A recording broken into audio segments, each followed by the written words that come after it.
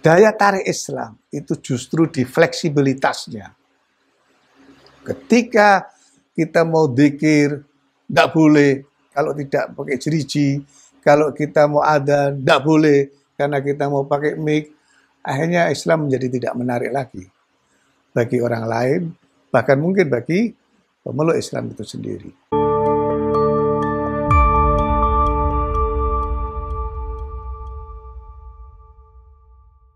Assalamualaikum warahmatullahi wabarakatuh. Alhamdulillah, salatu wassalamu ala rasulillah, sayyidina wa maulana wa habibina wa syafi'ina wa qurrati ayunina Rasulillah Muhammad ibn Abdullah wa alihi wa ashabi wa man walah ila yaumil qiyamah ma ba'd. Saudara-saudara, malam ini kita akan membahas penggunaan alat zikir atau tasbih yang sering kita sebut sebagai tasbih.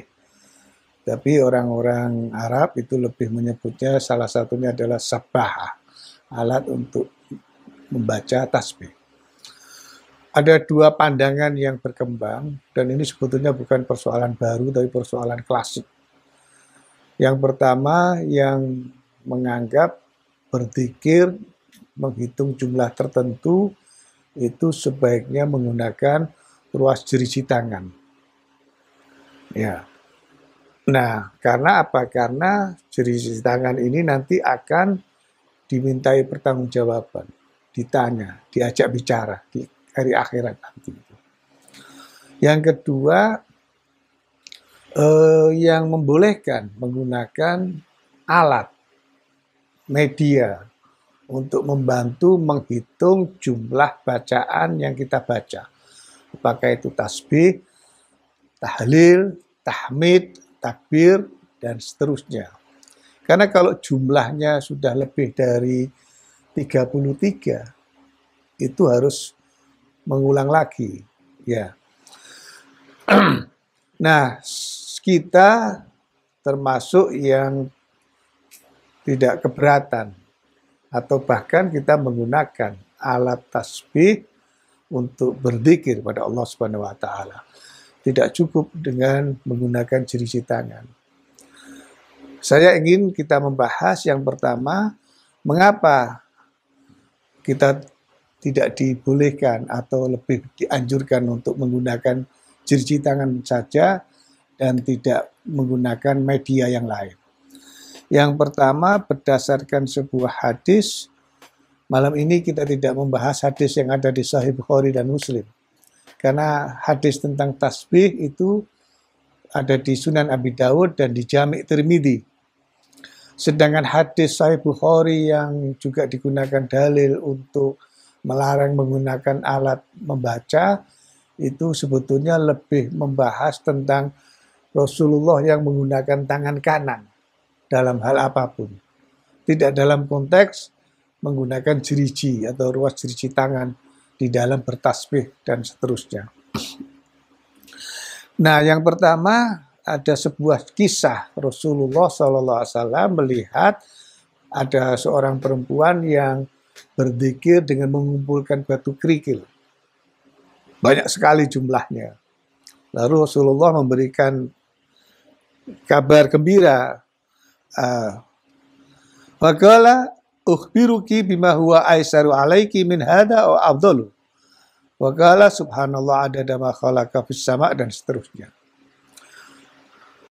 Ketika Rasulullah menyaksikan ada seorang perempuan mengumpulkan biji kerikil untuk alat berzikir, Rasul kemudian menawarkan, mau enggak aku beritahu yang lebih gampang daripada menggunakan biji-bijian kerikil tadi itu. Dan lebih afdol. Nah, lalu kemudian Rasulullah memberikan contoh, baca subhanallah adada ma khalaqa fis sama'.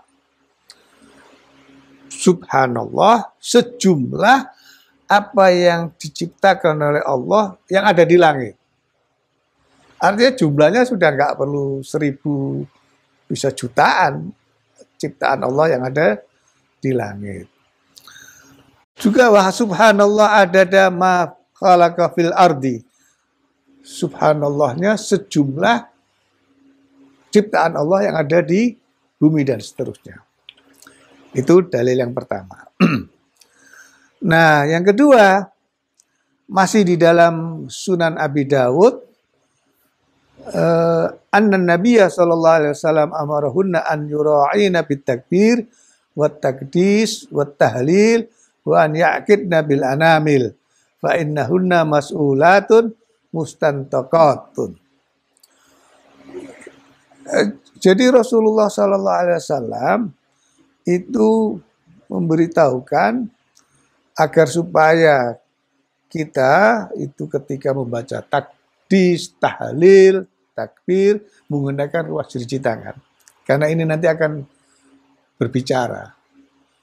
Ya, akan menjadi saksi bahwa jeriji kita itu kita pakai untuk berzikir. Ya.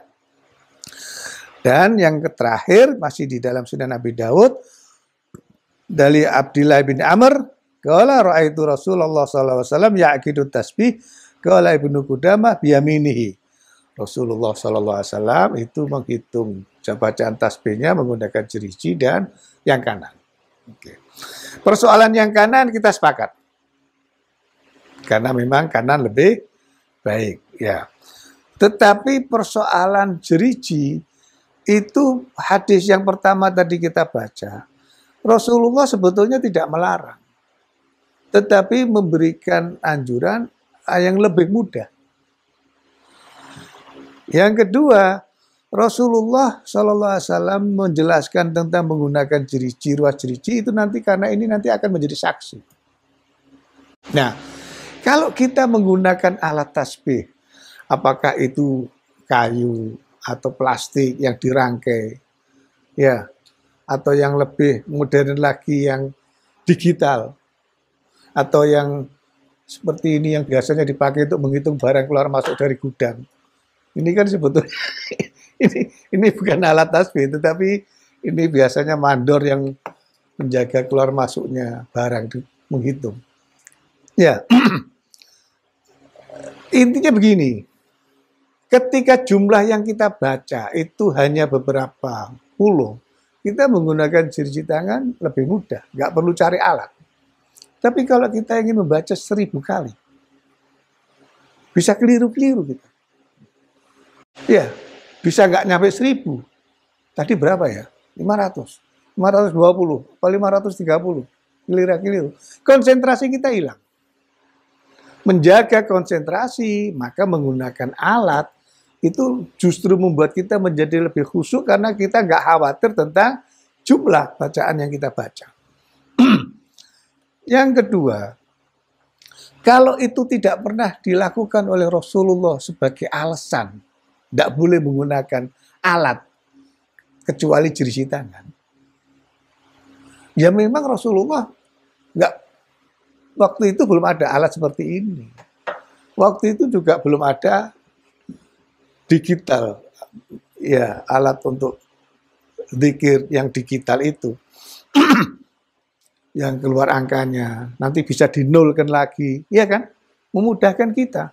Nah, kalau alasannya itu tidak dilakukan oleh Rasulullah, ya kita lakukan apa yang dilakukan oleh Rasulullah SAW saja. Saya sepakat. Tetapi kalau tidak melihat pada kondisi, itu nggak tepat. Nah, saya ingin memberikan satu ilustrasi. Ketika Fathu Makkah,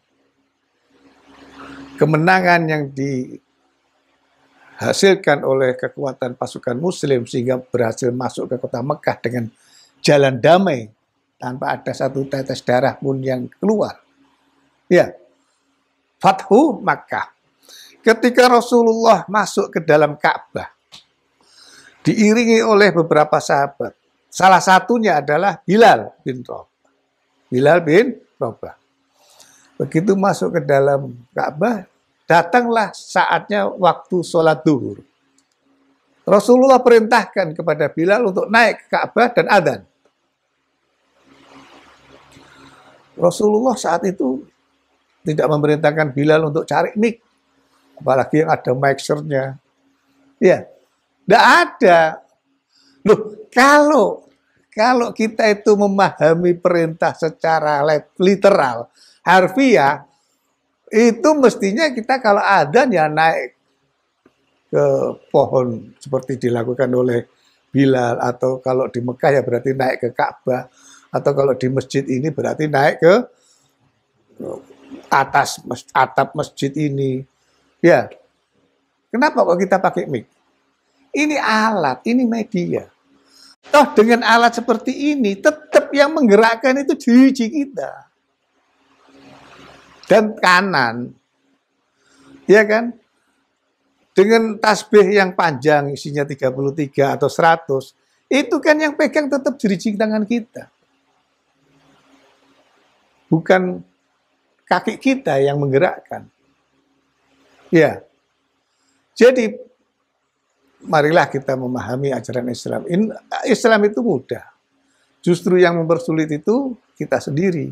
Karena pemahaman kita yang terlalu tekstualis. Bayangkan kalau kita memahami perintah melaksanakan adzan seperti yang diperintahkan oleh Rasul kepada Bilal, kita lakukan seperti sekarang ini. Ya, kita lakukan sekarang ini. Yang bisa mendengar ya cuman orang sekitar berapa meter saja. Tidak ada nilai syiarnya. Apakah kemudian kita akan mengatakan jangan pakai mic, jangan pakai speaker? Ya, karena dulu nggak pernah dilakukan oleh Rasulullah. Karena Bilal juga dulu waktu adzan tidak menggunakan mic, speaker. Ya. Nah, memang kalau adzan pakai speaker ya yang suaranya enak. Kalau yang suaranya nggak enak, yang asalnya mau sholat jadi nggak kepingin sholat akhirnya. Ya. Tapi banyak orang yang masuk Islam gara-gara mendengar adzan suara yang indah. Daya tarik Islam itu justru di fleksibilitasnya. Ketika kita mau dzikir, tidak boleh kalau tidak pakai jeriji. Kalau kita mau adzan, tidak boleh karena kita mau pakai mic. Akhirnya Islam menjadi tidak menarik lagi bagi orang lain, bahkan mungkin bagi pemeluk Islam itu sendiri. Mudah-mudahan ada manfaatnya apa yang kita pelajari pada malam hari ini. Kurang lebihnya mohon maaf. Wallahul muwaffiq ila aqwamit thoriq. Assalamualaikum warahmatullahi wabarakatuh.